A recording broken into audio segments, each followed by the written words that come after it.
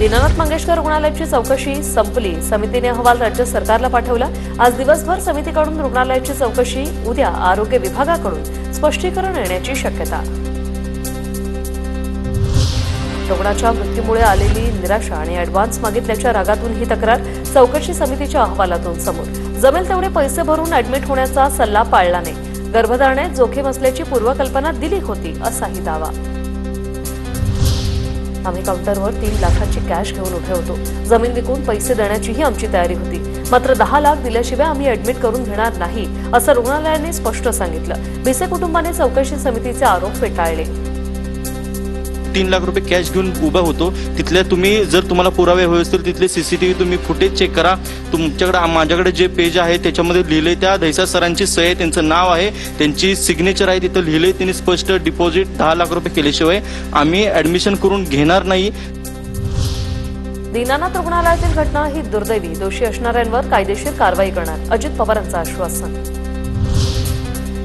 दीनानाथ मंगेशकर रुग्णालयाच्या हलगर्जीपणामुळे ईश्वरी भिसेचा मृत्यू झाल्यानंतर सर्वपक्षीय आक्रमक। दीनानाथ मंगेशकर रुग्णालयाच्या नावाच्या पाठीला काळं फासलं, अधिकाऱ्यांवरही चिल्लर फेकली।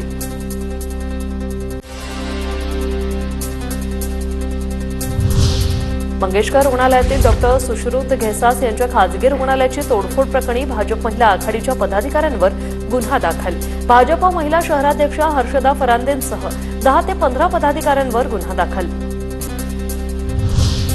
पुणे पालिकेकडून दीनानाथ रुग्णालयाला कारणे दाखवा नोटीस। महानगरपालिका आरोग्य प्रमुख नीना बोराडेंकडून ही नोटीस। आरोग्य उपसंचालकांनी स्थापन केलेल्या 4 सदस्यीय समितीत नीना बोराडेंचा समावेश।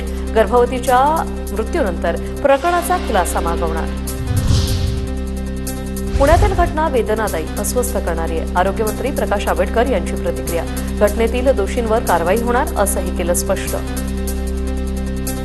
एक अस्वस्थ करणारी, मनाला सुन्न करणारी अशा पद्धतीची कालची पुण्यातील घटना आहे। जी म्हणणं असेल ते म्हणणं ऐकून घेतील आणि त्यानंतरचा जो अहवाल येईल त्या अहवालानंतर मात्र संबंधित हॉस्पिटलवर सुद्धा जी कायदेशीर कारवाई करणं आवश्यक आहे ते आपण कायदेशीर कारवाई करू।